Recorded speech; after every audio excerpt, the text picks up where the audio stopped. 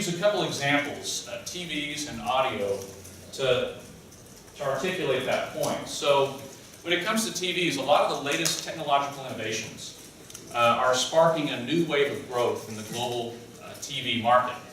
And this year is forecasted to hit 251 million units worldwide. So what kind of innovations are we seeing? Well, one of them is bigger screens. And interestingly enough, as I said, a lot of these consumers in these emerging tech economies are buying for the first time and leapfrogging. Well, they're also leapfrogging us in our history of TV purchases, because look at where the orange line is. It's above those mature markets. So they're starting out buying a 32-inch LCD TV, whereas what did we do? Our first TV was maybe a 20-inch CRT TV. So a shorter history of digital experience in those markets, and they're starting at the top, both literally and figuratively. So 40 inches is the global average now. That'll continue to tick higher. I think previously the assumption was that larger screens are for more mature markets, and that's really not the case. Consumers around the world want as big a screen as possible because they enjoy the entertainment value that represents.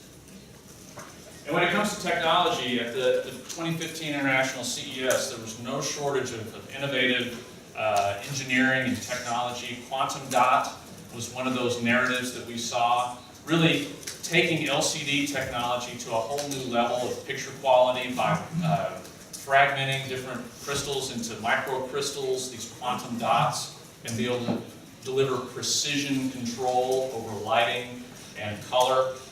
So really raising the bar on picture quality, which is a big purchase criteria for consumers in addition to price.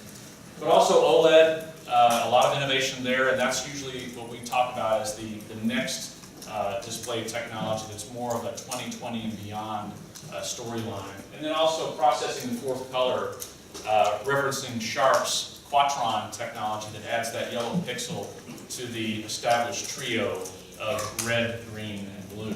So a lot of picture quality improvements, enhancing and enriching that display experience. But it doesn't stop there.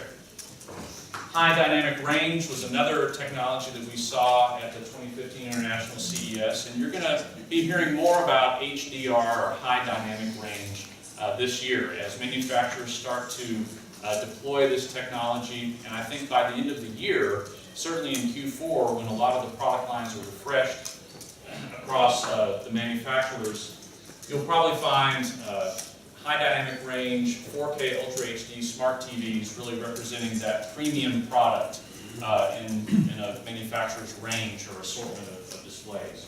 But really enhancing the color, orders of magnitude above what is in the content community in particular is very keen on high dynamic range. And also curved. This is somewhat of a novelty, and it's important to point out that although we are forecasting 3.4 million units this year, that's less than 2% of global TV shipments. So a very niche product category. And when it comes to the cutting edge of technology for TV, someone who wants the latest and greatest, no doubt they're going to be looking at curved TV as part of that purchase journey. But the jury's still out if this really adds to the experience or not. A niche market for now. I think we saw more and actually better applications of this technology in desktop monitors at the 2015 CES. So here, because we're closer in, it wraps it around a little bit for you and reduces eye strain. But in a big screen, not as certain. And of course, the big story at the 2015 International CES was 4K Ultra HD. And many of you are supremely aware of this technology and how that's starting to play out. But I just wanted to share with you our US forecast just as an example of how, with this technology, what you might expect from this trend and this technology in the years to come will be really that we're going to see more and more of that volume at the high end of the screen size spectrum really turning over to 4K Ultra HD. So over time, I think those full HD panels, 40 inches and above, will be supplanted or replaced by 4K Ultra HD. And that process may happen sooner than later, because we know that the TV market's very competitive So when it comes to delivering value, manufacturers are going to want to step up as soon as possible. But it's not just a US or mature market story. 23.3 million units is our global forecast for 4K Ultra HD this year. And you can see the majority of those shipments will be in China. So here's another reason to watch those developing markets. You can't forget audio. Sony brought back the iconic Walkman brand in the form of a high-resolution audio player.